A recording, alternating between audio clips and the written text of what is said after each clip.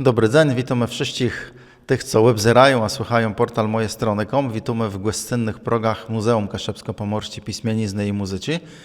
A jesteśmy na wystawku Ruste Przeszle. Ruste Przeszle to wystawki, ja ci jełet pera niedzielów może ta webzerać prawie w tym muzeum. Będziemy gadać z utwórcami tego wystawku. No i tak poprowadzimy, siedzimy tu pół godziny, webzerujemy, jako z tym sowieckim decha jesteśmy na mykłe, dla to przedstawiam wam na ich rozmówców. To towarzysz doktor Michał Hinz, witamy serdecznie, i towarzysz doktor Mateusz Szuba. Pozdrawiam. Pozdrowcie. Dalej nie będziemy sobie towarzyszować, bo myślę, że nie będziemy mieli takiej formuły, że kto będzie bronił komunizmu, bo drango by było kogo stać go naleźć. Ale chciałbym, żebyśmy kusk so doznali nie blusłe samym wystawku, choć o tym też możemy gadać, ale też o tym, żebyśmy so doznali o tym, co bywa u nas nazywane tragedią wyzwoleni, o tym, co działo się na Kaszebach w 1945 roku. Ale na przykład chciałbym zadać pytanie Michałowi Hincowi, o sam tytuł tego wystawku. Jak Ruscy przeszle Kaszebę 45? Czemu prawie tak? Jak Ruscy przeszle, a nie jakoś bardziej naukowo, wyzwoleni, czy jakoś jeszcze inaczej? Naukowo to je bardzo wiele w książkach, co powstało na tym tytlu. Mamy tego bardzo wiele. Tytuł nie był od pierwszych dni taci, jak Ruscy przeszli. To so zrodzało, jak je gadał ze świadkami historii.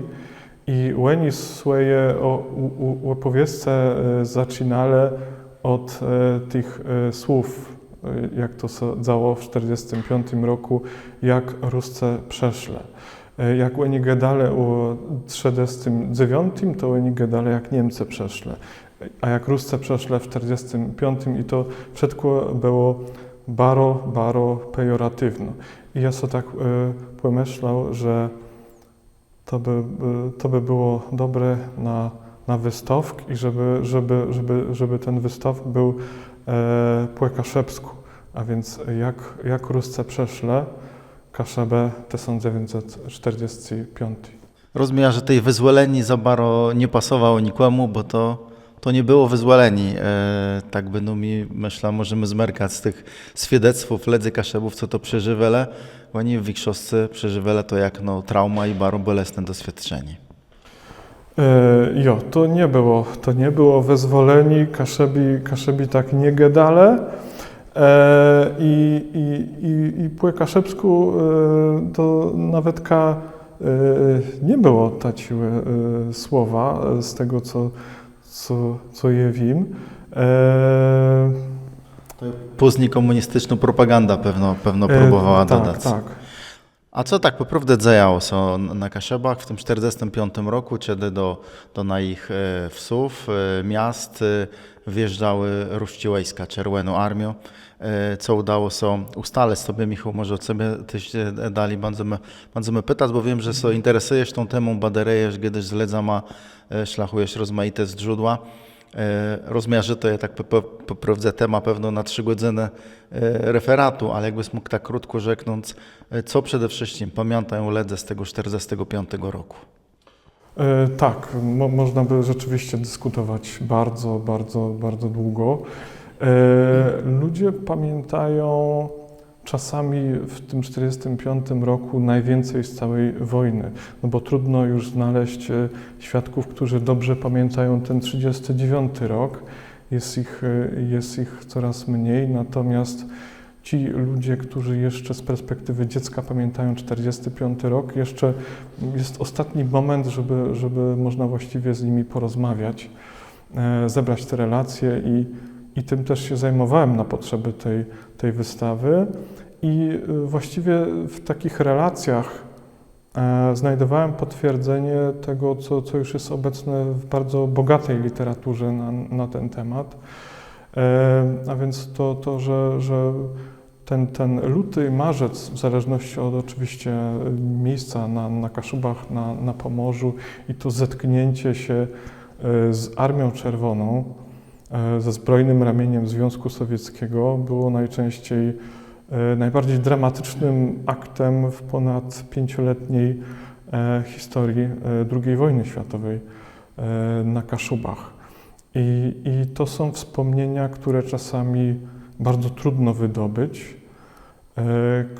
które nie przychodzą łatwo, które są też opowiadane z bardzo dużymi emocjami, ale na szczęście przetrwały i na szczęście są ludzie, którzy chcą się dzielić tymi relacjami, mając już dzisiaj lat 90 kilka, ale na szczęście są też młodsze pokolenia, które mają dziś lat 60 kilka, 50 kilka, które zostały obdarowane tymi traumatycznymi wspomnieniami z tego 45 roku, a te wspomnienia dotyczą morderstw, gwałtów i również deportacji na teren Związku Radzieckiego, Związku Sowieckiego właściwie, co było dziełem czerwonoarmistów. I jeśli nawet mir domowy nie został zakłócony, powiedzmy, przez cały 5-letni okres okupacji niemieckiej, to z całą pewnością został boleśnie zakłócony na początku 1945 roku. A czy udało się znaleźć kogoś, kto wspominający ten 45 rok, albo z tego młodszego pewnie pokolenia, kto chwylił sobie ten czas i wiedział, że no tak naprawdę jak Ruscy przyszli, to równak co nam polepszyło, czy nawet jednego się takiego nie udało znaleźć? Nie udało mi się kogoś takiego znaleźć. Być może zależy to od czasów, w których bym pytał, ale w perspektywie roku 2025 nie. A ja się tu nie zgadzam. O, to prawie do Mateusza przejdziemy, bo propaganda komunistyczna do nama głosowała, że to był bardzo dobry czas, że wszystko się polepszyło w Polsce. Znaczy pewno i się polepszyło, to też inna sprawa, ale gdy my samym tym te chwile, czyli Armia Czerwona wchodzi na ziemię Kaszepsi, tej po pierwsze, Mateusz, dlaczego się nie zgodzisz, a drugie, jakbyś mógł nam narzeknąć prawie o tej komunistycznej propagandze, jak ona nam próbowała przedstawiać ten 45 rok. Przede wszystkim w średnim roku, albo 2 roki temu, tu Drech Michał miał wykład o prawie 1945 roku i wtedy przyszedł taki pan, starszy pan, 80-90 lat i on po tym wykładzie Michała powiedział, że on nie zabił tego, jak to na wejrowskim rynku była najpierw fana polsko, potem fana niemiecko, potem fana radziecko i potem fana polsko i on się zapytał nas, czy to źle, że była fana polsko, czy to belno, że było fana polsko. Dla niego ważne było to, że po tej okupacji, po tym czasie, kiedy tu Niemcy byli, nastała Polska. Była fana polska i były polskie weszezne i tak dalej, był polski język i tak dalej. I to było dla niego ważne, nie to, co tam sadzało w marcu 1945, ale on to zapamiętał prawie, że była ta polska fana.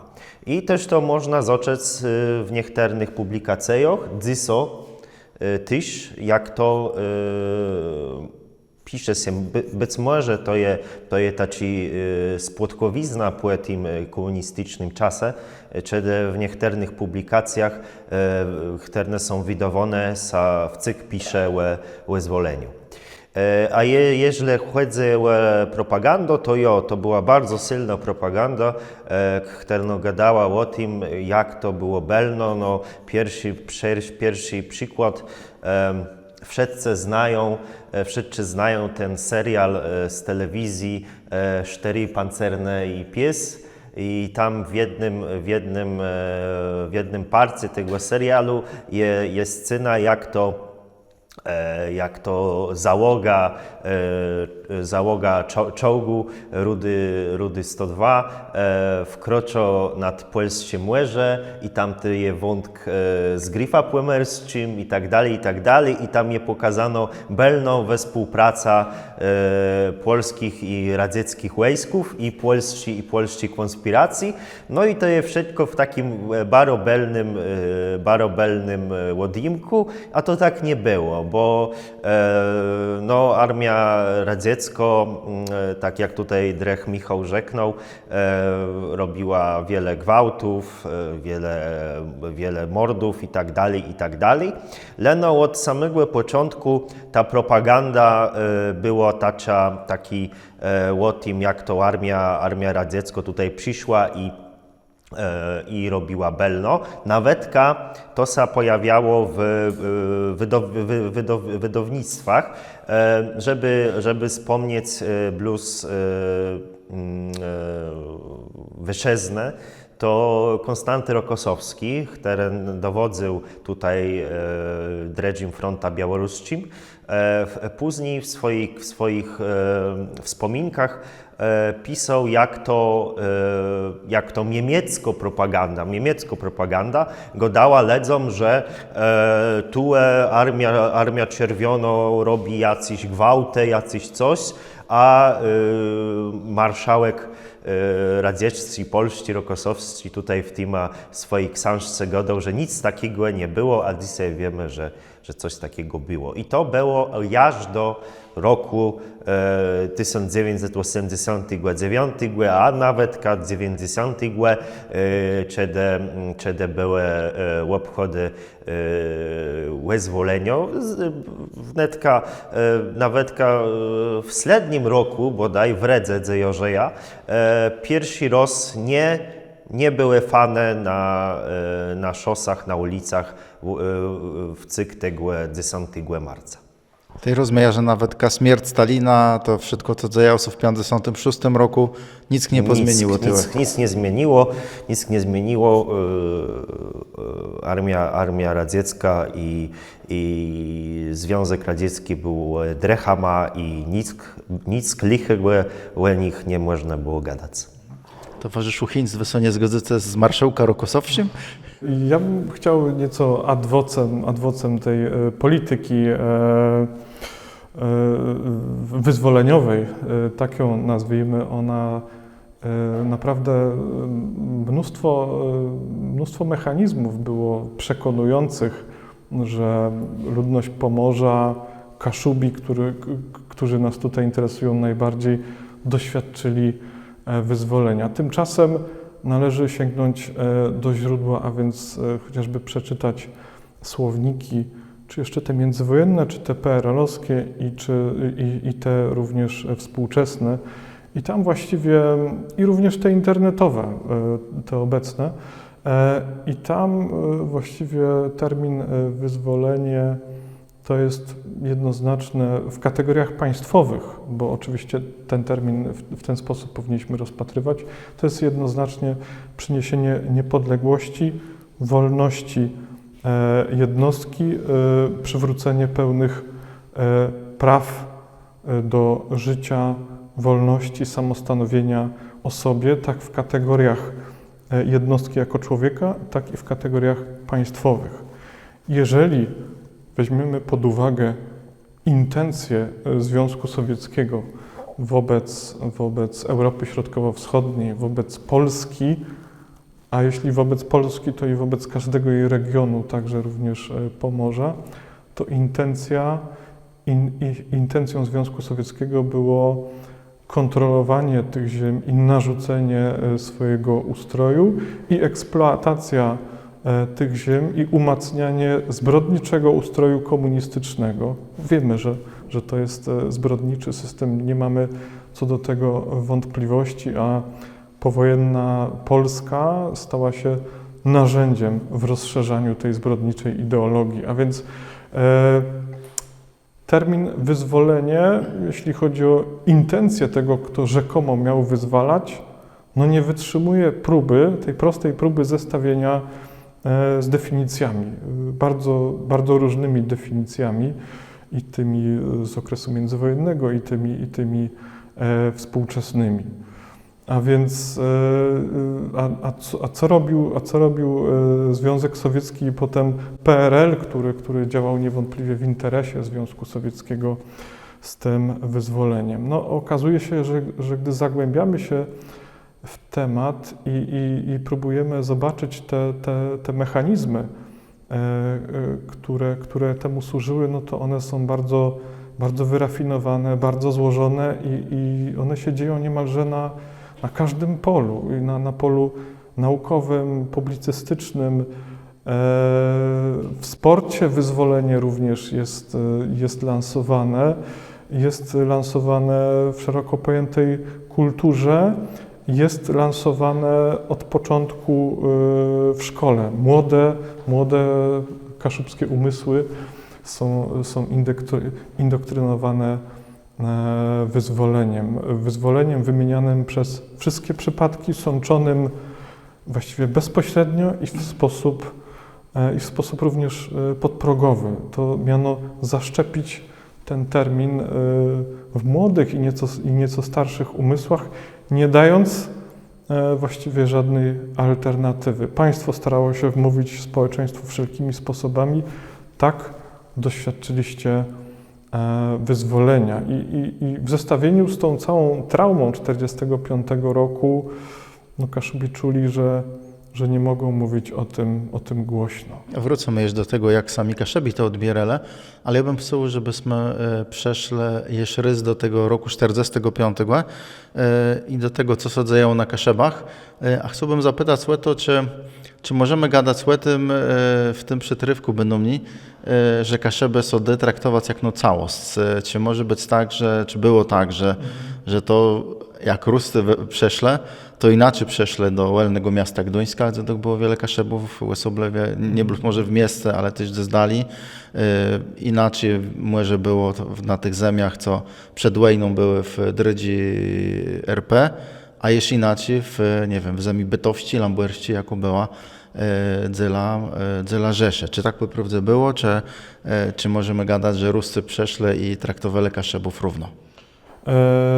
No właśnie, to musimy sobie uzmysłowić, zanim przejdziemy do tego 1945 roku, to musimy znać kontekst historyczny sięgający nie tylko do specyfiki dwudziestolecia międzywojennego, ale właściwie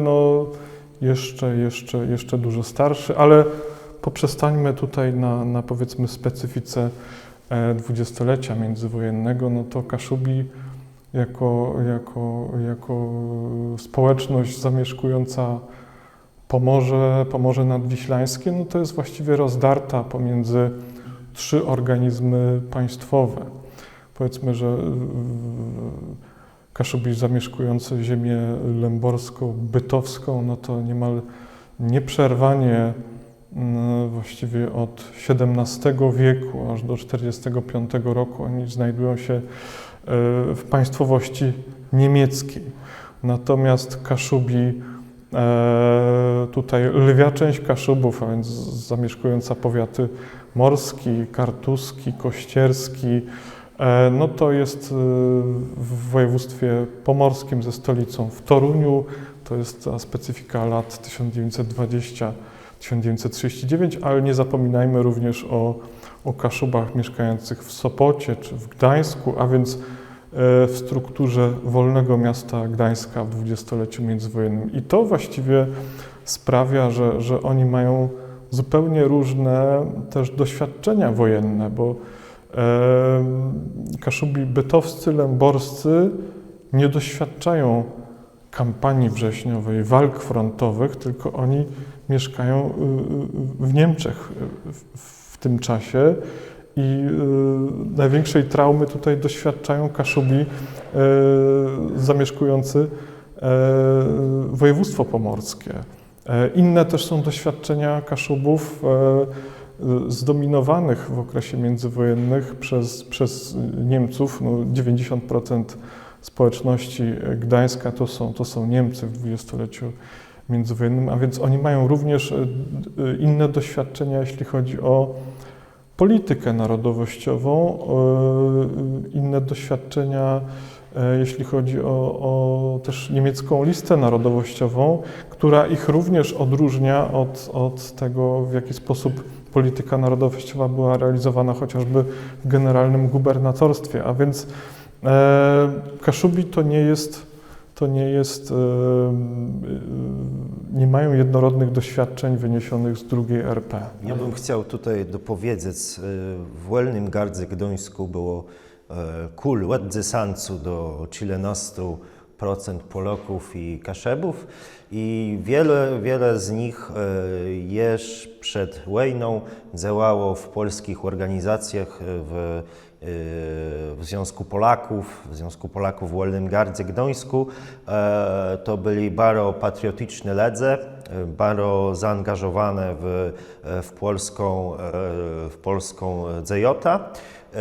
Chile Kaszebów biotkowało w obronie Polski Płeczte i oni zaznali wielkich krzywdów, sztutchów, egzekucje i tak dalej.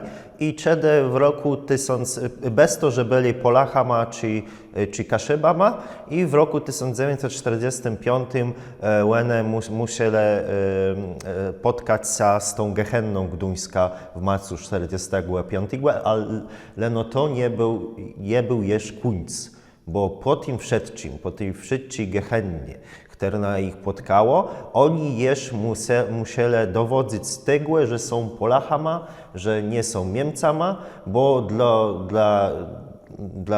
dla Sowietów, a później dla polskich nowych węściznów, oni byli podejrzani, bo oni żyli w Gdańsku, Gdańsk był niemiecki, to oni musieli też być Niemcami. I oni musieli się poniżać, pokazywać, że są Polakami, że są patriotami i tak dalej. Musieli dostawać specjalne papierki, że są Polakami. I podobno było w tych zapadnych powiatach, tych lamborskim czy błetowskim. No w lamborskim to tam mniej było tych Kaszebów, ale no oni też musieli pokazywać tym nowym węściznom, że są prawdziwymi Polachami, Kaszebami, nie Niemcami. Tak to tam było. Naprawdę, Michu, bo takie Sven to przedstawił, że ta stoizna Kaszebów była rozmaita, ale dla różnych soldatów, przykład dla oficerów, co tu w Hydele, to było też taki kler, że to po prostu tak jest, że te Kaszebi insi są w wolnym miejscu, insi są tyłe w tych zamiach RPA, insi w Bytowskim i Lamborskim kryzu. Czy dla nich to było równo w Hydele, Gwełcele, Kredle, Zabijele, tam ze Weszle? Teren pogranicza, na którym mieszkali Kaszubi, on jest zawsze bardzo trudny do zdefiniowania. Jego historia, ludzie, meandry i tak dalej. Niemniej jednak badacze twierdzą, że najwyższe dowództwo z Armii Czerwonej dobrze wiedziało, jak wygląda specyfika na terenie, w którym się pojawiali. Zapewne nie wiedzieli tego prości żołnierze, którzy być może byli przekonani, że przychodzą z misją wyzwoleńczą, tak jak im to sączyła prasa frontowa, czy też rosyjska prawda i tak dalej. Na pewno, co ustaliło wielu historyków, myślę tutaj też o badaniach profesora Mirosława Golona, Armia Czerwona z pewnością wykorzystała fakt masowego, przymusowego wpisu do trzeciej grupy narodowości niemieckiej, a więc angedojczowanych Kaszubów, do swoich celów politycznych, a przede wszystkim ekonomicznych, chcąc w ten sposób pozyskać chociażby darmową siłę roboczą i pod właściwie pozorem kolaboracji, rzekomej kolaboracji z państwem niemieckim, setki takich Kaszubów aresztowała i wywiozła na teren Związku Sowieckiego, każąc tam podczas katorżniczej pracy wykonywać najcięższe zajęcia. Wielu tego nie przeżyło, a więc Armia Czerwona też bardzo w dowolny sposób eksploatowała teren, na którym się pojawiła. To jest demontaż zakładów, to są gwałty, mnóstwo przestępstw i tak dalej. No bo tutaj ta specyfika okupacyjna i rzekomy argument rzekomej kolaboracji Kaszubów z Niemcami i Kaszubi w Wehrmachcie podczas II wojny światowej posłużył im do takiego nieco bardziej brutalnego potraktowania tego terenu niż na terenie chociażby byłego generalnego gubernatorstwa, gdzie wpis na niemiecką listę narodowościową miał zupełnie inny charakter i są to zupełnie inne liczby. No, w ogóle najgorsza sytuacja była Kaszubów, którzy przed 1939 rokiem należeli do struktur państwa niemieckiego, do Republiki Weimarskiej, potem do tak zwanej III Rzeszy, a więc Gdy my bytowściem i lamborściem powiedzę, prawda? Tak, dokładnie. A więc sytuacja ludności pogranicza, jakimi byli Kaszubi, z pewnością była w tym 1945 dużo bardziej traumatyczna niż chociażby w centralnej Polsce. Choć nie umniejszając oczywiście tragedii również ludności z tamtych terenów. Tak ad vocem, ja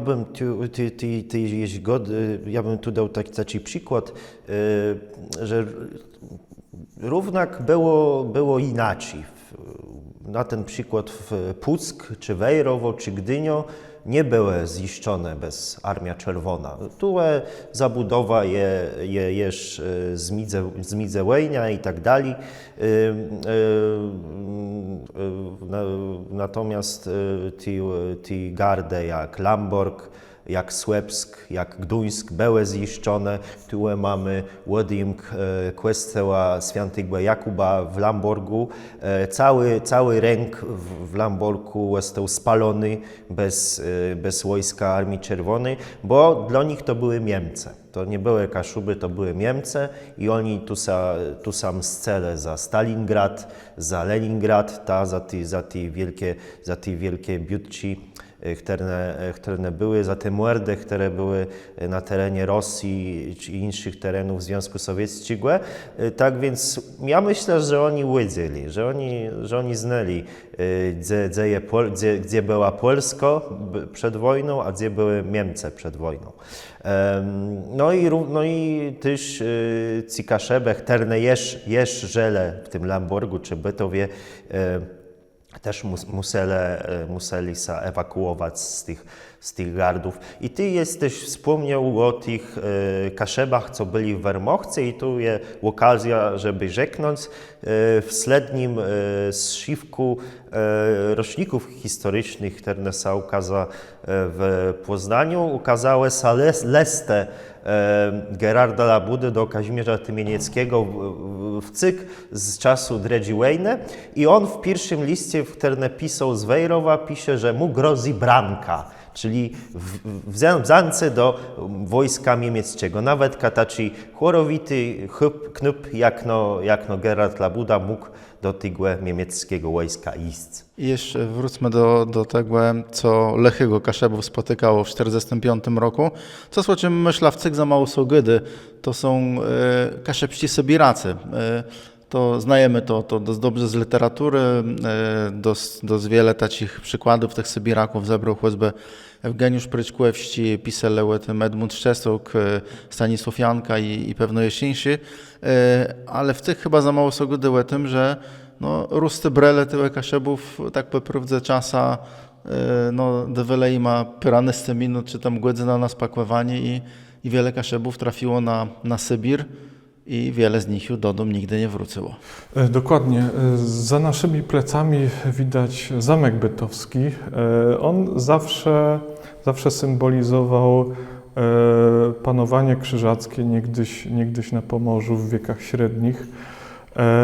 Ale w 1945 roku jego rola również była bardzo specyficzna. Właściwie jeszcze naukowo czeka to na swoje odkrycie. Niemniej jednak wiemy już na pewno, że w 1945 roku przez kilka miesięcy był tam obóz filtracyjny NKWD i tam też aresztowano Niemców pod różnymi właściwie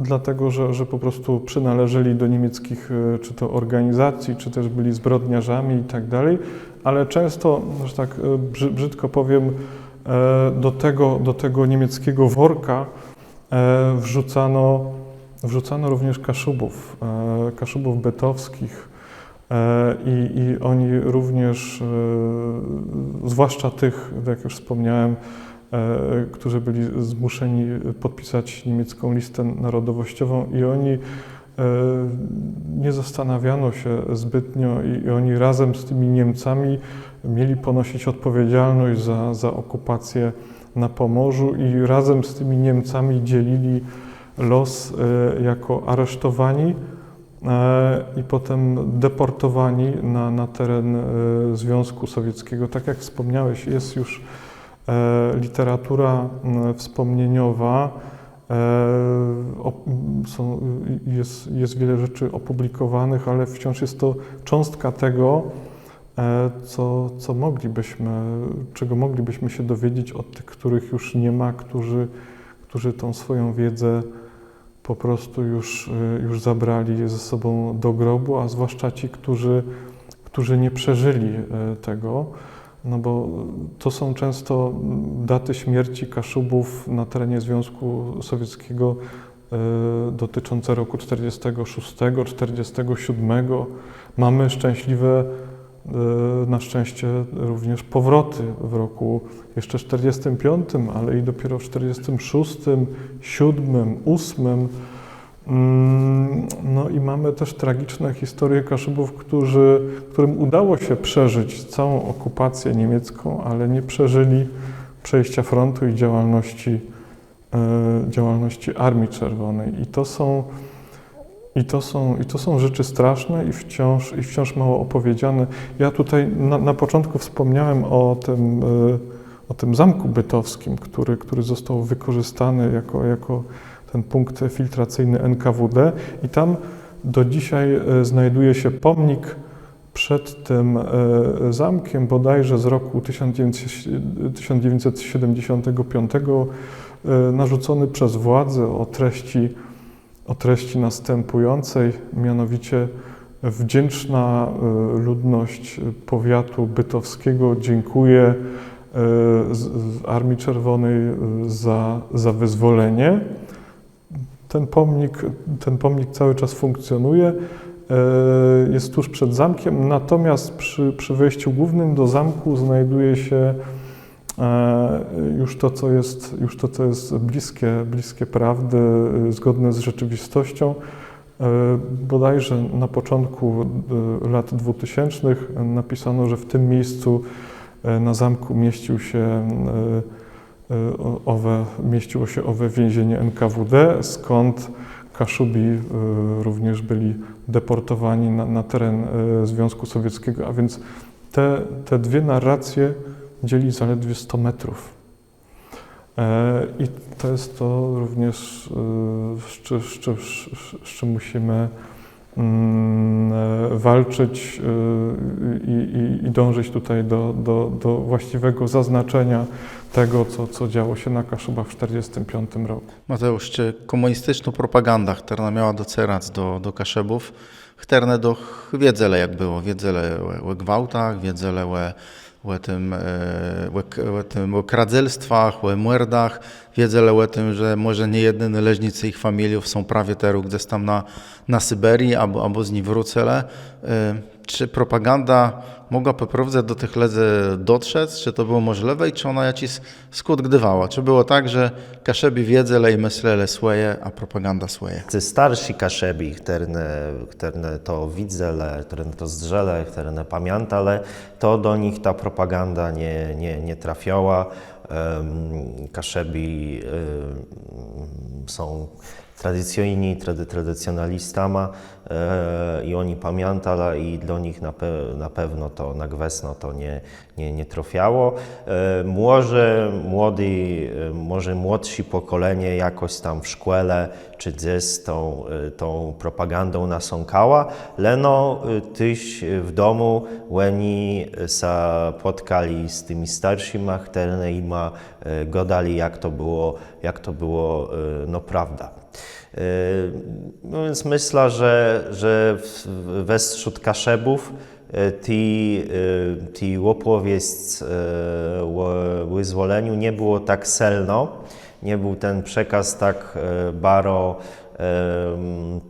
baroczety bez Kaszebów, na pewno w mniejszym stopniu niż w innych partach Polski, niż choćby na ziemiach wezweskonych, gdzie ta propaganda miała lepszy grunt. Ja myślę, że Kaszebę ze względu na swoja pamięć, to co przeżyli, oni tak tej propaganda nie brali dosa. I tu mam w pamięci słowa mojego tatka, którym wspominał, że mój starka, a jego tatk no bardziej był rozgłożony w życiu, jak tat wrócił ze szkoły i rzekł, że szkolno gadała, że no mój stark nie miał prawdy, bo za katę nie odpowiadają Niemcy. No i też rzekł mu tat, że stark się bardzo rozgłężył i mu tak wezwlemił, żeby są na dobre zapamiętał, kto odpowiada za to, co się działo i wnętrzach i co się działo w 1945 roku, tyle na Kaszebach. Michał, ty się zgadzasz z tym, że Kaszebi właściwie lepszy swoim? Kaszebę, tak. Ja myślę, że tu musimy jakby oddać hołd sile języka kaszubskiego może w tym momencie. To już jest rzecz, którą tutaj jakby wstępnie zaznaczył Mateusz.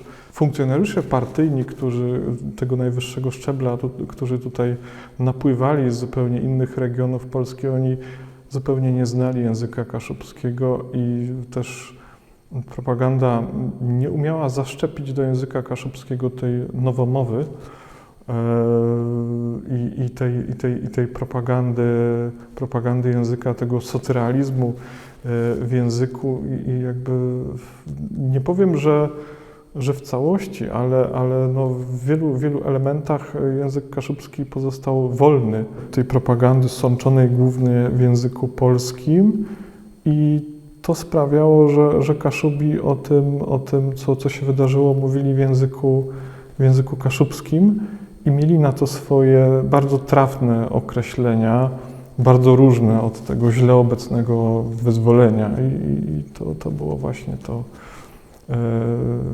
wspomniane jak Rusce przeszle. Ja bym chciał, żebyśmy jeszcze sobie pod końcem na Igetci rzekli o samej wystawie, jak Rusce przeszle Kaszeby 45. Jak wyglądała ona się zrodziła i kto za nią stoi. Wiemy, że dr Michał Hinz, dr Mateusz Szuba, ale to też na szerszy karnoledze. I o parę elementach spróbujemy sobie też, jeżeli pozwoli, rzeknąć w drobnotach. Tak, no w zespole kuratorskim jest również Adam Lubocki, dzięki któremu tą wystawę możemy czytać po kaszubsku, bo skaszubienie wystawy należało właśnie do Adama. To jest taka dobra tradycja na wystawach rychtowanych bez Muzeum Kaszebsko-Pomorskiej Piśmienizny i Muzyki, że pierwszym językiem wystawy jest kaszebści. Tak, i idziemy tu wzorem tego, co nam przykazał Gerard Labuda, że ten kaszubski jest najważniejszym językiem w budynku poświęconym właśnie jego pamięci, jego spuściźnie. Te wystawy również są w języku kaszubskim, w polskim oczywiście też.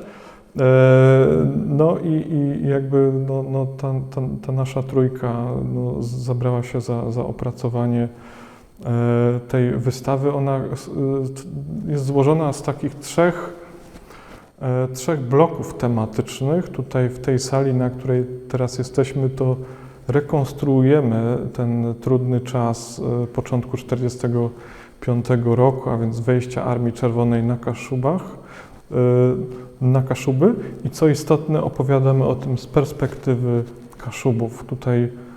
Tutaj możecie Państwo odnaleźć 30 takich relacji z tego czasu Kaszubów, czy to bytowskich, czy to lęborskich, czy kościerskich, puckich i tak dalej. Tutaj opowiadamy również o tych deportacjach, opowiadamy o tym, jak Kaszubi doświadczyli tego wejścia Sowietów w swoim domu, w swoim mieszkaniu, jak bardzo było to dramatyczne. Natomiast są jeszcze dwie kolejne sale i dwa bardzo istotne bloki tematyczne, o których tutaj już sobie powiedzieliśmy, a więc o propagandzie, o technikach propagandy, o technikach propagowania wyzwolenia. I trzecia, najmniejsza salka to jest salka, która... A jeszcze wrócę na chwilę do tej salki propagandowej. Tam Adam Lubocki przez całe lata zbierał tak zwane wyzwoleniówki, a więc wszystkie te nośniki, które miały propagować zgodnie z intencją władz wyzwolenia, więc są to medale, znaczki, są to plakaty, są to pocztówki, nie tylko dotyczące Kaszub, Pomorza, ale również z terenu całej Polski, a i również krajów tak zwanego ówczesnego bloku wschodniego. Natomiast trzecia, ostatnia sala to jest sala, na której rekonstruujemy to, w jaki sposób ta pamięć o tych bolesnych pierwszych miesiącach 1945 roku przetrwała w kaszubskiej pamięci. Ja mam przed sobą prawie taki widok, taką jakby izba stworzona, gdzie mamy akwerdion, budla wódczy, czy bardziej pewno szpyrtusu, jak bimbru nawetka, rozbite statki na dole, łeczaponu sowiecku fana, czasy, zegarci i topk metalowy. Mateusz, dlaczego prawie taki dobór, co ta zala mu to ma nam łebzerec, jak wyzdrzało kaszebska hecza po tym, jak weszle Rusce. Chile był porządek, był mir domowy, a jak Rusce przeszle, to zrobili nieporządek, zrobili bałagan, zabrali zegorczy, no i zdemolowali ta hecza. No i akwerdion rozumieja to też symbol tego, że te Ruscy z tą muzyką w chydele równo, Ja. ale to nie była przyjemna muzyka do kaszebskiego ucha. Gwesno dla kaszebów nie.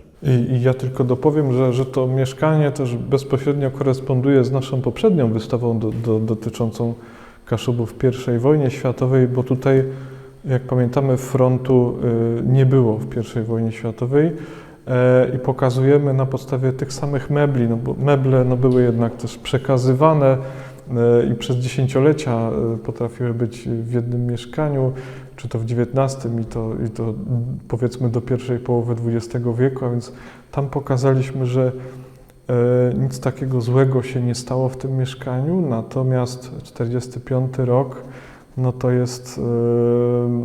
to jest ogólny nieład, nieporządek i jakby zniszczenie tego domowego miru w tym 1945 roku na Kaszubach, a więc tu mamy taką też bezpośrednią relację z tą poprzednią wystawą, którą też tutaj pokazywaliśmy. A dlaczego ten metalowy topk leży na stole? Metalowy topk, no właśnie w wielu relacjach powtarza się to, w jaki sposób użytkowali Sowieci różne przedmioty, których przeznaczenia albo nie znali, albo nie wiedzieć, czym się kierowali, ale często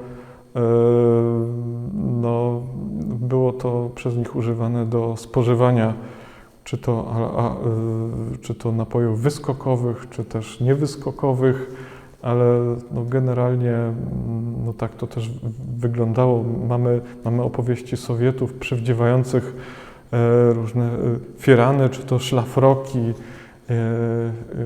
i tak dalej, a więc tu też symbolicznie na podstawie tego naczynia pokazujemy, jak dramatyczny był to czas. Zderzenie cywilizacji. Tak.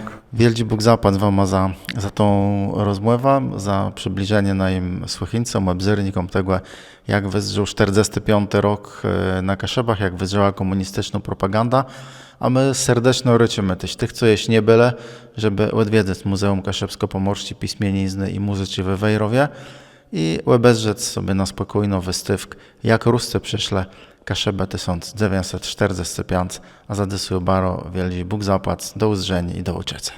Do usłyszenia. Żanka, do uzdrzenia.